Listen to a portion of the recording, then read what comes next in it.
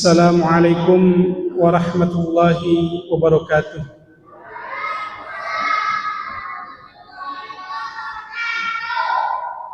Alhamdulillah, alhamdulillahi rabbil alamin. Assalatu wassalamu ala sayyidina Muhammadin wa ala alihi wa sahbihi wa man tabi'ahum bi ihsanin ila yaumiddin, amma ba'd. Puji dan syukur kepada Allah Subhanahu wa taala. Salawat dan salam senantiasa terlimpah curah kepada baginda Nabiullah Muhammad sallallahu alaihi wasallam. Alhamdulillah wa syukrulillah, setelah sekian lama saya bisa kembali mengisi kajian di masjid yang luar biasa ini. Dulu masih di masjid lama, sekarang di masjid baru yang megah. Subhanallah, arsitekturnya luar biasa ini, sampai pangling saya lihat. Ikhwafillah, fidakumullah. Kali ini saya ingin menyampaikan tentang bagaimana kita mengenali tipu daya setan. Membahas tentang syaitan, tentang setan, membahas tentang makhluk gaib. Pada prinsipnya kita terbiasa meyakini sesuatu yang tidak terlihat oleh kita, bahwa sesuatu itu ada.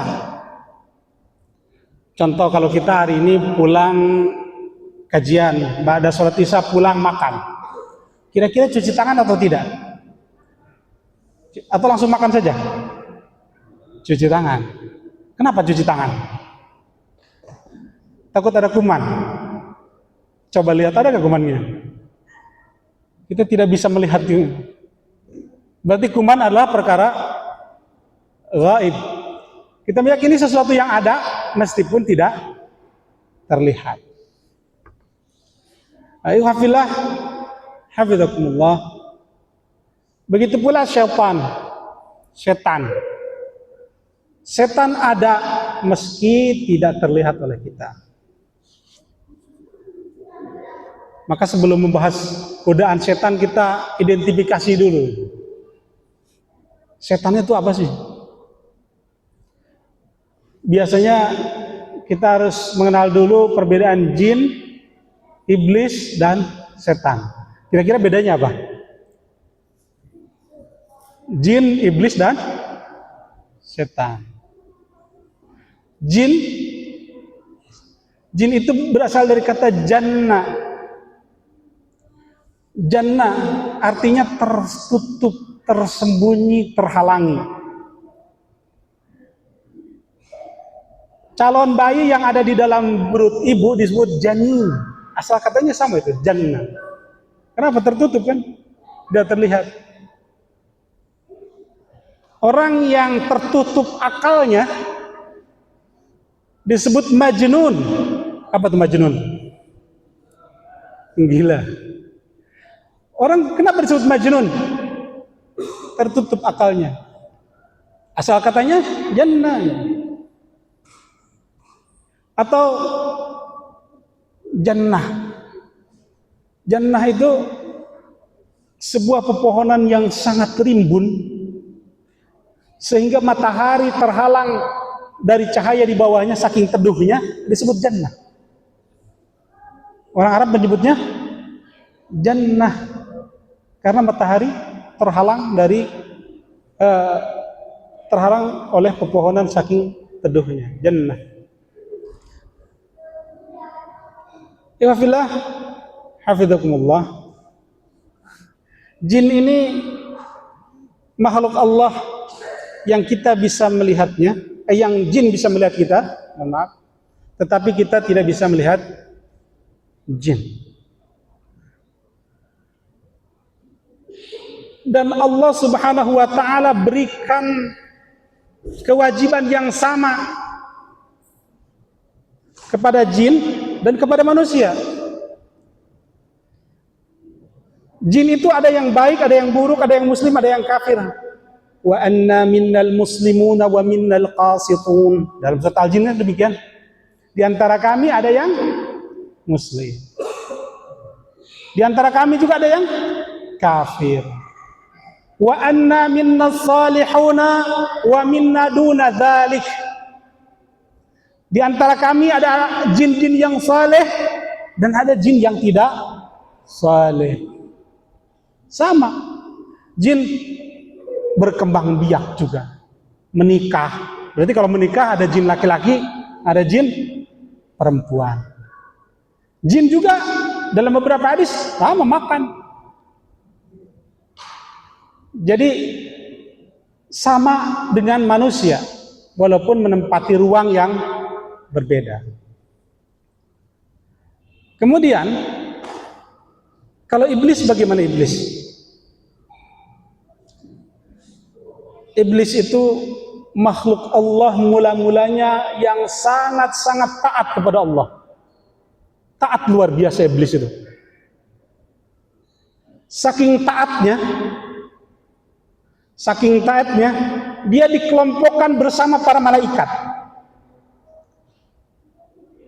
Maka ketika kita baca surat Al-Baqarah, wa idz qulna lil malaikati isjudu li adama fasajadu illa iblis.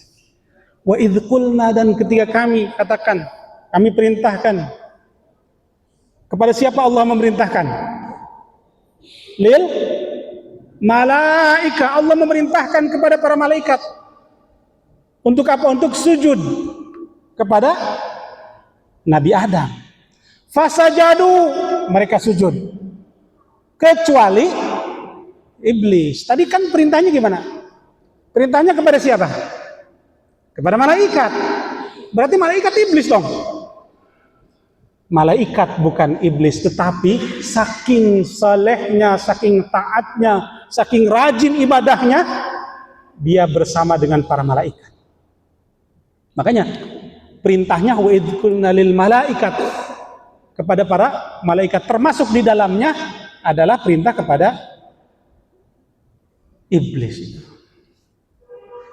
Awalnya tadi sebagai makhluk yang sangat taat kepada Allah Subhanahu wa taala. Tapi karena dia ada sifat sombong, dia tidak mau tunduk untuk sujud kepada Nabi Adam alaihissalam sebagaimana perintah Allah Subhanahu wa taala. Sehingga karena kesombongannya, aba wastakbara, maka dia menentang Allah Subhanahu wa taala, menjadi fasik. Di dalam surat Al-Kahfi mirip dengan surat Al-Baqarah. Kalimat awalnya sama, wa idz qulna lil malaikati isjudu li adama fasajadu illa iblis. Penjelasan berikutnya, kana minal jinni. Iblis ini berasal dari kelompok jin. Sekali lagi, iblis ini berasal dari jin. Kata siapa? Al-Quran. Dalam Al-Quran dijelaskan kana minal jin. Iblis ini berasal dari Al-Quran. Iblis ini berasal dari jin. Di dalam Al-Quran. Kemudian ikhwafillah wa'azakumullah, bagaimana dengan setan? Setan adalah semua yang durhaka kepada Allah Subhanahu wa taala, lalu ia mengajak orang lain untuk melakukan kedurhakaan yang sama, maka dia adalah setan. Sekali lagi, setan adalah segala sesuatu yang durhaka kepada Allah, lalu ia mengajak kepada orang lain untuk melakukan kedurhakaan, maka dia setan. Bisa dari jenis jin, bisa dari jenis manusia. Sebagaimana dijelaskan dalam surat Al-Baqarah, ketika menjelaskan perilaku orang-orang munafik, ketika bertemu dengan Rasulullah SAW, apa yang mereka katakan? amanna. Bertemu dengan para sahabat yang beriman kepada Allah dan Rasulnya, dia akan mengatakan amanna, kami beriman. Tapi ketika balik lagi kepada setan-setan mereka, menyendiri bersama setan-setan mereka, wa idza khalau ila syayatinihim qalu innama nahnu mustahzi'un.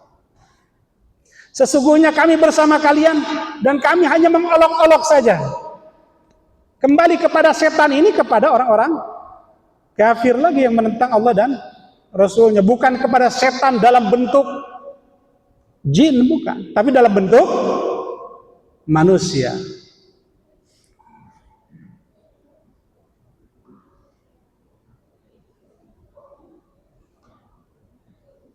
Allah Subhanahu wa ta'ala berfirman, wa kadzalika ja'alna likulli nabiyyin aduwan syayatinal insi wal jin. Demikianlah kami jadikan likulli nabiyyin aduwa, bagi setiap nabi musuh dari kalangan jin dan manusia. Setan dari kalangan jin dan manusia, syayatinal insi wal jin. Berarti kalau ada orang yang mengajak kita kepada kedurhakaan kepada Allah, dia manusia, bisa jadi dia teman kita, maka sesungguhnya dia sedang berperan menjadi setan.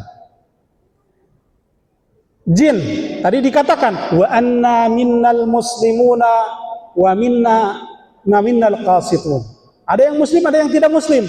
Wa anna minna salihuna wa minna duna dzalik. Di antara kami ada yang soleh, ada yang tidak soleh. Setan juga ada yang tidak soleh. Jin juga ada yang tidak soleh. Tetapi ketika jin mengajak kepada kekafiran, maka dia berubah menjadi setan. Ketika jin bermaksiat untuk dirinya sendiri saja, maka dia hanya disebut orang yang tidak soleh.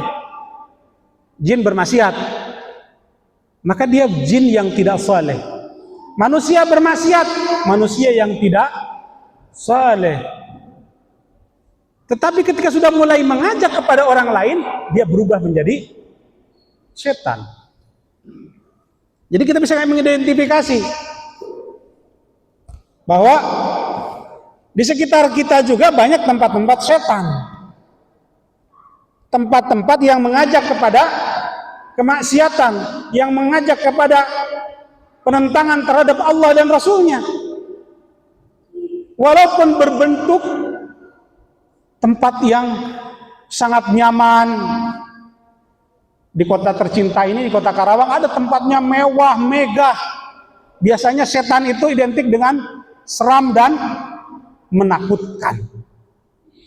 Itu kalau setan dari jin, mungkin kita takut karena kita tidak bisa melihat. Tapi kalau setan dari manusia, bujuk rayunya luar biasa. Bapak kalau jalan ke arah sana, ke arah tol itu, kanan kiri ada tempat-tempat yang menyediakan, naudzubillah, perempuan-perempuan yang tidak halal untuk kita sentuh, menyediakan minuman keras. Itu tempat-tempat setan. Setan dalam bentuk manusia, syayatinul ins. Maka naudzubillah tsumma naudzubillah min dzalik, kita tergoda oleh rayuan setan. Maka apalagi kita menjadi setan. Ngajak teman kita, ayo jalan-jalan yuk ke tempat maksiat bermaksiat kepada Allah dan Rasulnya. Maka kita menjadi setan. Naudzubillah tsumma naudzubillah min dzalik. Wa fillah hafizakumullah. Wa qala ta'ala asy-syaitanu ya'idukumul faqra wa ya'murukum bil fahsya. Salah satu dari trik setan adalah dia menakut-nakuti kita. Dengan apa? Dengan al-faqra dan kemiskinan. sehingga kita berani berbuat apa saja demi tidak miskin. Orang takut sekali miskin, sehingga ada yang korupsi, sehingga ada yang menjual diri, sehingga ada yang menjual barang-barang haram, sehingga ada yang mencuri, merampok. Kenapa? Karena mereka terkena tipu daya setan, yaitu setan menakut-nakuti manusia. Jangan sampai kita menjadi orang yang tertakut-takuti oleh setan. Yakinlah kepada Allah Subhanahu wa taala. Strategi setan berikutnya adalah at-tazyin. Apa itu tazyin? Memperindah sesuatu. Setan itu akan menampakkan sesuatu yang haram menjadi sangat indah di mata kita. Ini saya ada kesaksian. Seseorang yang telah menjalani fase taubat. Kata dia, dulu dia berada di dunia malam. Kalau lihat perempuan-perempuan yang, mohon maaf, menjajakan diri itu, dia merasa melihat perempuan yang sangat cantik sekali. Padahal udah tua-tua katanya. Padahal tidak ada cantik-cantiknya kalau saya lihat sekarang katanya.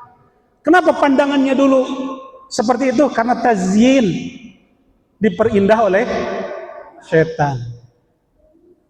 Bisa jadi kita melihat, mohon maaf, istri orang cantik sekali, padahal biasa-biasa saja. Ketika berpacaran, melihat pacarnya cantik sekali. Kenapa? Tazyin, diperindah oleh setan. Ketika sudah nikah, ketika sudah halal, biasa-biasa saja. Tidak ada lagi, tidak diperindah lagi itu oleh setan itu. Coba pacaran lagi, itu akan terlihat indah lagi orang itu. Walaupun di mata orang lain tidak cantik, di mata kita cantik. Karena apa?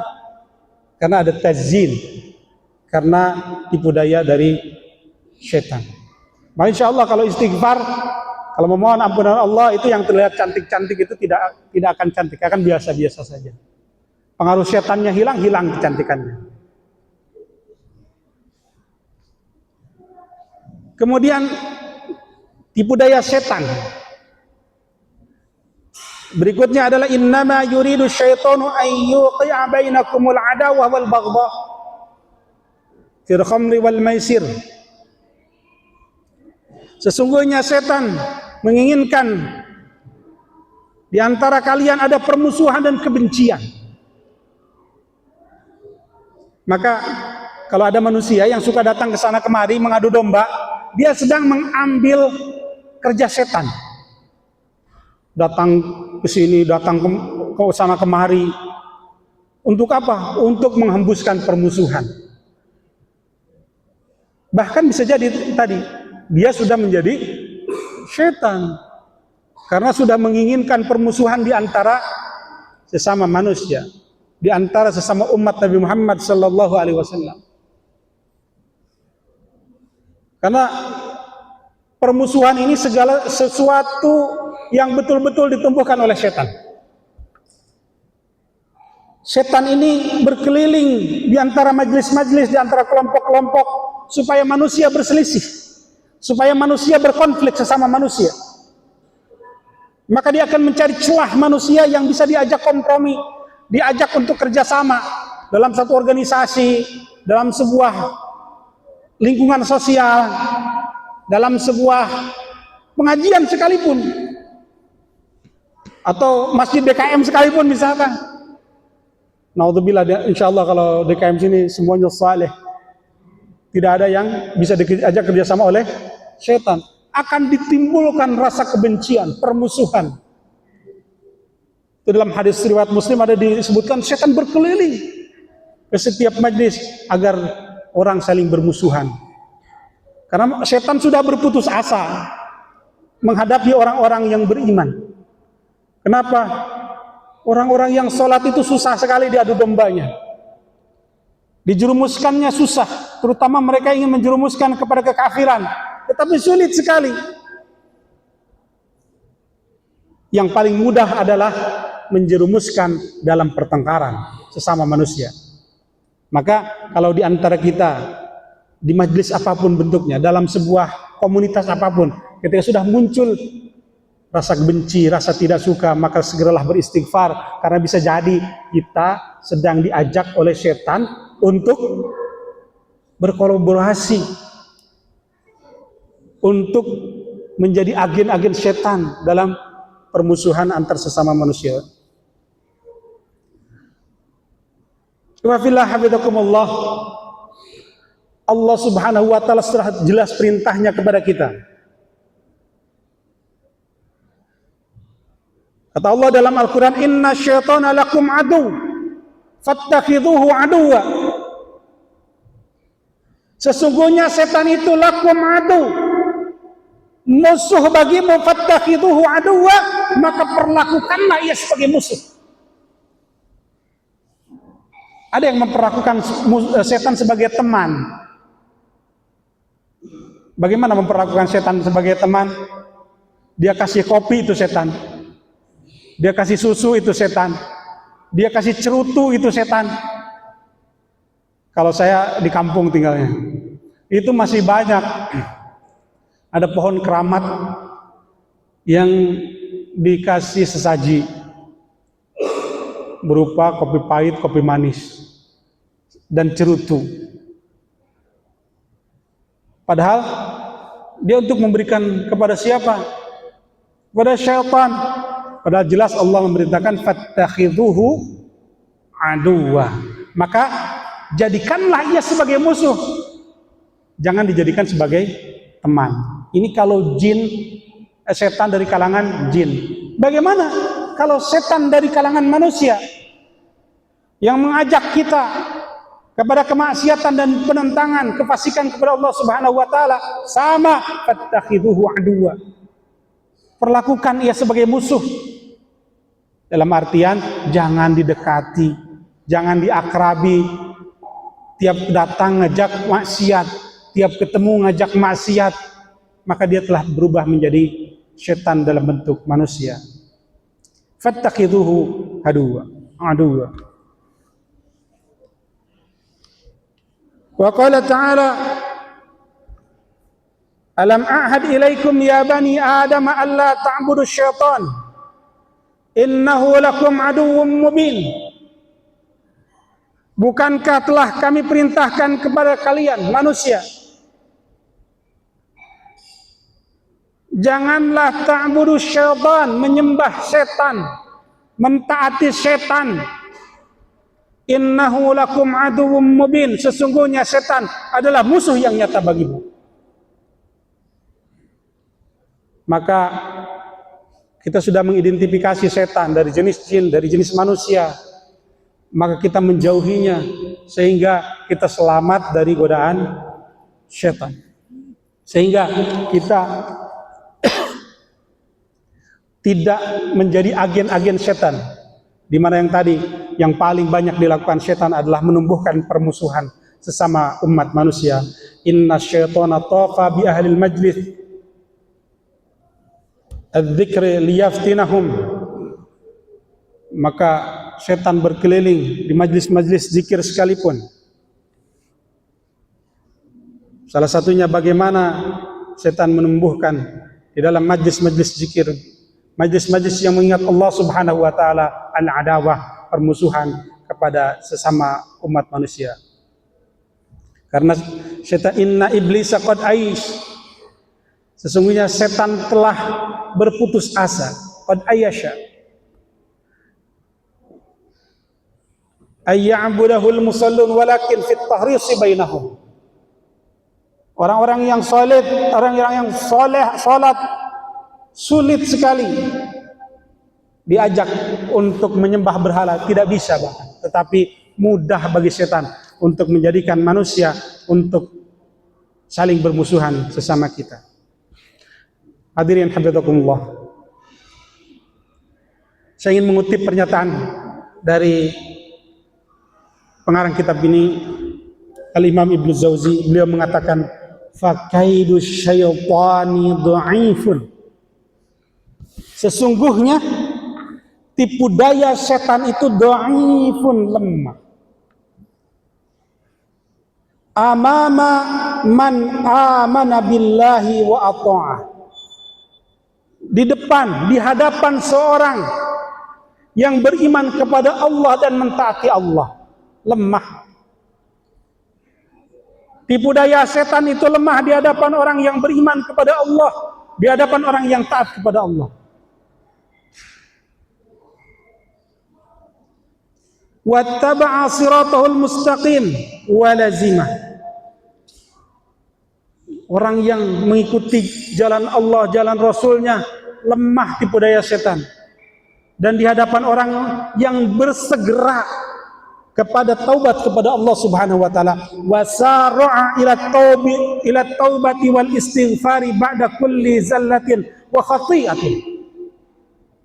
Setiap kali kita tergelincir dalam kesalahan, setiap kali kita tergelincir di dalam dosa, segera kita bertaubat, segera kita beristighfar kepada Allah Subhanahu wa taala, maka tipu daya setan menjadi amat sangat lemah. Setan membenci orang-orang yang bertaubat, maka kita bertaubat kepada Allah dan Rasul.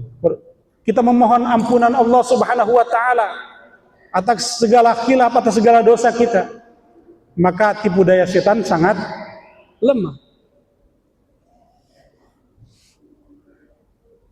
Karena sesungguhnya Allah Subhanahu wa taala pada mulanya menciptakan manusia itu hanif.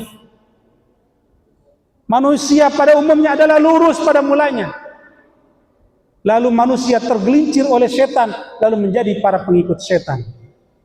Kita terlahir hanif, Pak. Kita terlahir menjadi manusia yang lurus, yang bertauhid, yang menyembah Allah Subhanahu wa taala. Lalu datanglah setan yang mempengaruhi kita semua. Maka terpenting bagi kita adalah mengetahui seperti apa dan bagaimana tipu daya setan ini. Karena seperti anak kecil. Anak kecil tidak tahu ular berbisa berbahaya. Dia sangka lucu, dia sangka mainan. Karena tidak tahu, dia bisa terpatuk oleh ular. Tapi kita yang dewasa tahu, sehingga kita aman dari bahaya dan mudarat ular. Nah, demikian pula dengan setan. Bagaimana kita melawan setan? Bagaimana kita menjauhi setan? Bagaimana kita selamat dari tipu daya setan? Ya fillah hafizakumullah.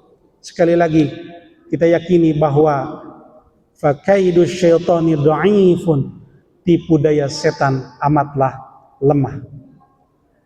Baik setan dalam bentuk manusia maupun setan dalam bentuk jin, semuanya tipu dayanya lemah. Tetapi seringkali kita menuruti itu. Karena apa? Karena di dalam hati kita tidak ada Allah Subhanahu wa taala. Setan ketika dia tidak ada Allah dalam hati kita, dia muncul.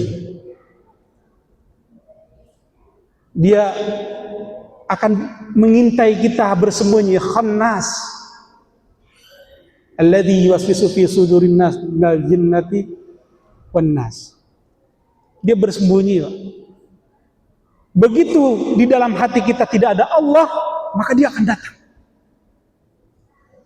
Maka salah satu kunci kita untuk selamat dari dari godaan setan adalah mengingat Allah Subhanahu wa taala. Berzikir kepada Allah Subhanahu wa taala.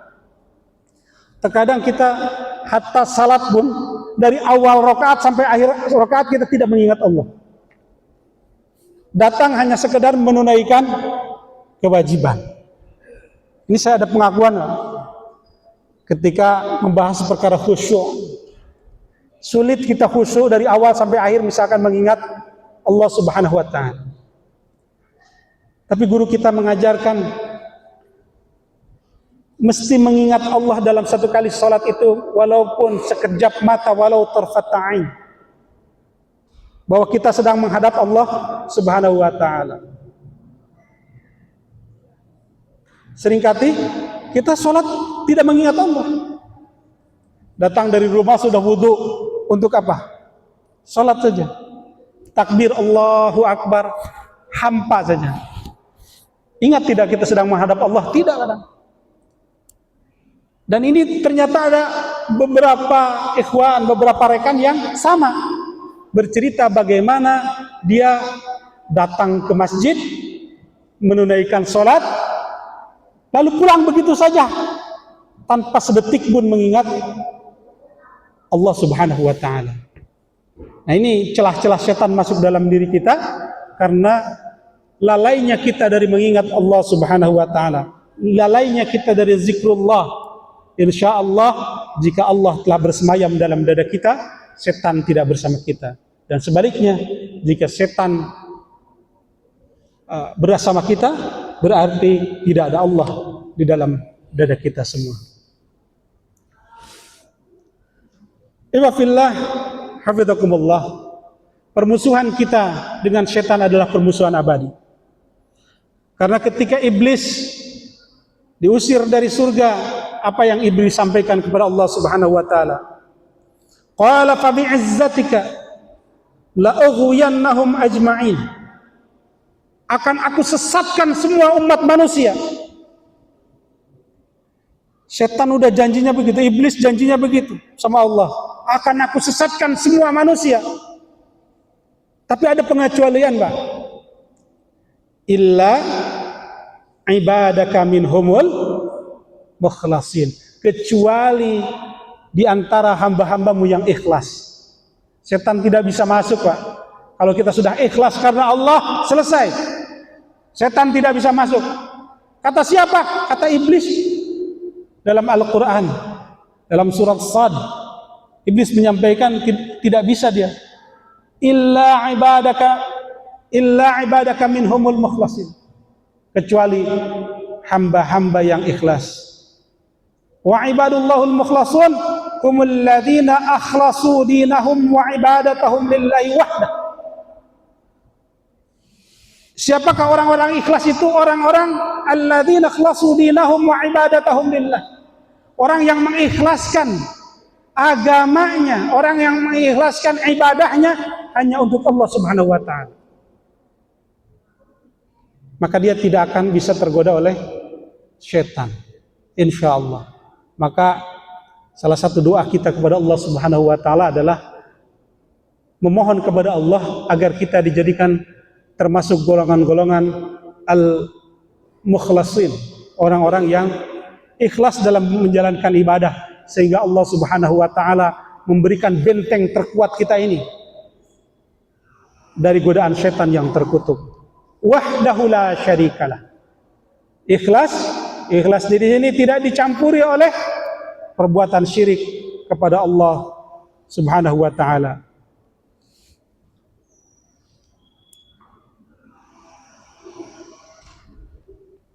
Ayyuhafillah hafizakumullah. Maka sekali lagi, tipu daya setan lemah di hadapan kita orang yang beriman kepada Allah Subhanahu wa Ta'ala. Di hadapan kita orang yang mengikuti sunnah Nabi Sallallahu Alaihi Wasallam. Di hadapan kita orang yang senantiasa bersegera beristighfar kepada Allah Subhanahu wa Ta'ala, memohon ampunan kepada Allah Subhanahu wa Ta'ala. Karena sebesar apapun dosa kita, pasti Allah ampuni. Tidak ada manusia yang memohon ampunan kepada Allah tidak Allah ampuni. Demi Allah pasti Allah ampuni. Memohon ampun kepada Allah sebesar apapun dosa kita Allah ampuni. Syaratnya kita ikhlas, kita menyesali perbuatan dosa kita, maka Allah akan terima istighfar kita. Ini penting sekali. Bahkan disebutkan bahwa seseorang yang bertaubat lalu bermaksiat lagi, lalu bertaubat lagi, lalu bermaksiat lagi, lalu bertaubat lagi, maka akan tetap Allah ampuni selama syarat-syaratnya terpenuhi. Syaratnya menyesali perbuatannya, betul-betul menyesali, berjanji pada Allah Subhanahu wa Ta'ala dan dirinya sendiri untuk tidak mengulanginya lagi. Tapi ketika mengulanginya lagi, Apa yang terjadi? Allah akan berikan ampunan lagi. Ini luar biasa. Kata orang tobat sambal. Apakah tobat sambal seperti itu akan diampuni? Akan diampuni oleh Allah Subhanahu wa taala selama syarat dan ketentuannya kita lakukan. Tadi menyesali, tidak akan mengulangi lagi dan melepaskan diri dari maksiatnya itu. Maka setan akan sangat membenci perbuatan orang yang bertobat, melepaskan diri dari perbuatan dosa.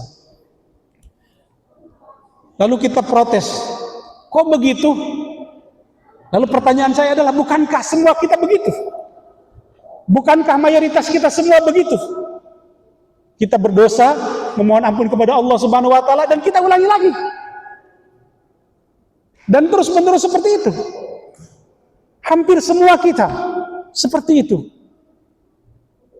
Selama kita menyesalinya, selama kita melepaskan diri dari maksiat itu, selama kita berjanji tidak akan mengulanginya lagi, maka sekali lagi pasti Allah Subhanahu wa taala akan mengampuni dosa-dosa kita. Ayuhafillah bidakumullah. Taubat dan istighfar ini sebagai pintu dari kita ketika ketergelinciran kita dari godaan setan yang terkutuk. Maka ada salah satu tips agar kita selalu senantiasa berkurang dosa-dosa kita. Karena timbangan amal kita itu baik kalau bertambah amal kita atau berkurang dosa. Amalnya tidak bertambah, minimal dosanya berkurang. Maka tipsnya dari siapa? Dari Rasulullah sallallahu alaihi wasallam. Apa tips dari Rasulullah sallallahu alaihi wasallam? Sesuatu yang sesungguhnya kita kerjakan setiap hari. Ba'da salat kita zikir. Zikirnya apa biasanya? Subhanallah berapa? 33 kali. Apa lagi? Subhanallah, alhamdulillah, Allahu akbar. 33 kali. Disambung dengan la ilaha illallah. Maka kata Rasulullah sallallahu alaihi wasallam, walaupun dosa kita sebesar sebanyak buih di lautan, Allah ampuni. Maka bersemangatlah untuk zikir ba'da salat karena dosa kita banyak. Dan ini sekali lagi sangat dibenci oleh setan. Zikir ba'da salat ini dibenci oleh setan. Kenapa? Dosa kita yang luar biasa sebanyak buih di lautan diampuni oleh Allah. Dan itu sangat ringan, 33 kali, 33 kali, 33 kali, 99 kali ditutup la ilaha illallah 100 kali. Setan amat sangat benci, Pak, dengan istighfar kita, dengan zikir-zikir kita ba'da salat. Sehingga setan akan berat mengajak manusia menemani dia di neraka. Kan tujuan setan seperti itu. La ughwiyannahum ajma'in, akan disesatkan seluruh manusia. Ternyata ada manusia yang senantiasa berzikir kepada Allah, dosanya menjadi ringan, timbangan amalnya sedikit, amal baiknya sedikit, tapi dosanya sedikit juga. Kesel setan, benci setan. Insyaallah mulai hari ini yang zikirnya sudah rajin, kita tingkatkan lagi zikirnya. Yang zikirnya bolong-bolong, maka kita berzikir kepada Allah setiap ba'da salat untuk meringankan dosa kita, untuk menghapus dosa-dosa kita. Kalau kita tidak sempat 33 kali, ada hadisnya Pak yang lain untuk lebih singkat Pak, berapa kali? Kalau 33 tidak sempat kita nih, karena buru-buru, bisa 11 kali Pak, atau 10 kali. Subhanallah, subhanallah, subhanallah, subhanallah, subhanallah, subhanallah, subhanallah, subhanallah, subhanallah, subhanallah, 11 kali cepat Pak. Alhamdulillah, alhamdulillah, alhamdulillah, 11 kali cepat sekali. Dan itu insya Allah tetap bernilai pahala besar di sisi Allah Subhanahu wa taala. Terutama apa? Terutama adalah mengurangi dosa-dosa kita. Bagian dari pertaubatan kita. Niatkan untuk taubat kita kepada Allah, niatkan untuk istighfar kita kepada Allah Subhanahu wa taala.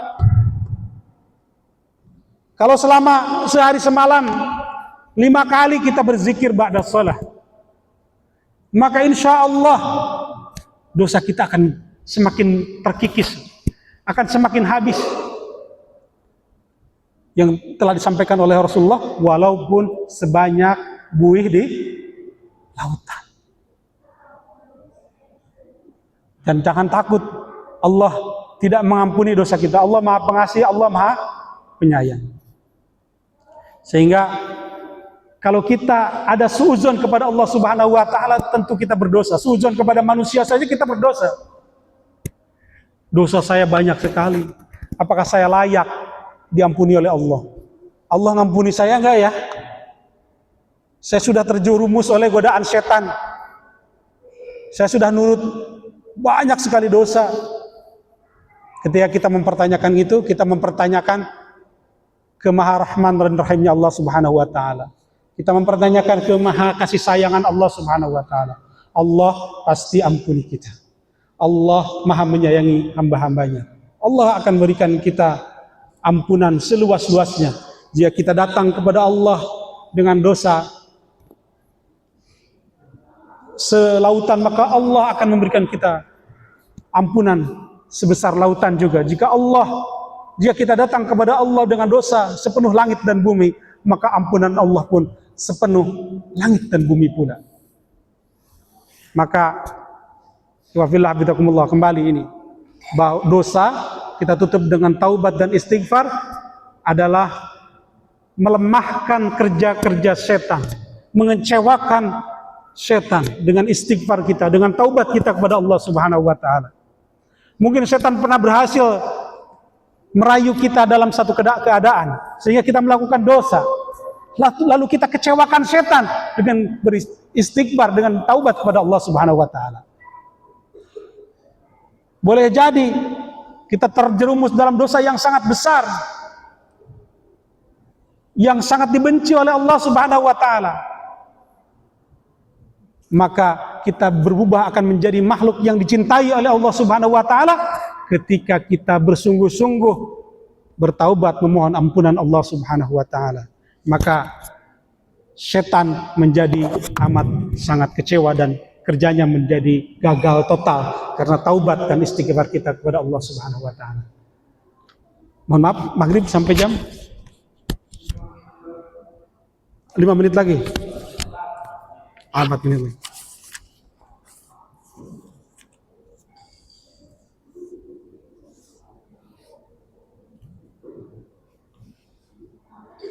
Iwafillah hafidhakumullah. Salah satu dari keberhasilan setan adalah menjauhkan kita dari taubat kepada Allah Subhanahu wa taala. Setan membuat kita suudzon kepada Allah Subhanahu wa taala sehingga kita tidak mau bertaubat kepada Allah. Ada banyak manusia yang seperti itu, sudah merasa tanggung berbuat dosa. Dosa saya sudah banyak, ya sudah tanggung, lanjutkan saja dosanya. Maka ini setan akan semakin senang terhadap orang yang seperti ini. Setan akan semakin berbahagia menghadapi orang-orang yang putus asa dari rahmat Allah Subhanahu wa taala. Nah, putus asa dari rahmat Allah Subhanahu wa taala itu memang tujuan utama setan. Sehingga kita tidak lagi berharap kepada Allah. Sehingga kita menjauh dari Allah Subhanahu wa taala. Sebagaimana telah disampaikan tadi, inna iblisa qad ya'isha. Setan itu berputus asa dari menjerumuskan kita. Maka kita buat setan semakin putus asa dengan kita mendekat kepada Allah Subhanahu wa taala, bertaubat kepada Allah Subhanahu wa taala. Karena satu-satunya cara menggagalkan kerja setan adalah dengan cara bertaubat. Taubat terbaik adalah kita menyendiri di hadapan Allah Subhanahu wa taala, menghadap Allah Subhanahu wa taala, lalu kita menangis terseduh-seduh. Maka tangisan itu akan menjadi saksi kita di yaumil akhir kelak. Tapi jangan menangis, usahakan hindari menangis justru di hadapan umum. Kita menangis di masjid, di hadapan banyak manusia. Nah, ini di situ setan bekerja lagi.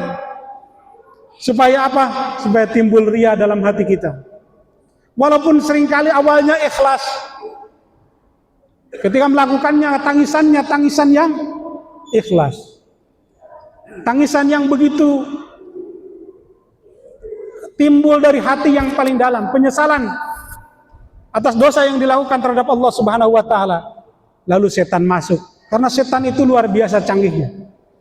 Setan itu sangat memahami karakter manusia. Karena apa? Karena dia 24 jam bersama kita. Dia tahu betul karakter kita. Maka karena tahu karakter, setan tahu bagaimana menjerumuskan kita. Kalau kita tidak bisa digoda oleh kesyirikan, maka kita digoda oleh permusuhan. Kalau tidak bisa digoda oleh permusuhan, maka kita digoda oleh rasa ikhlas yang hilang.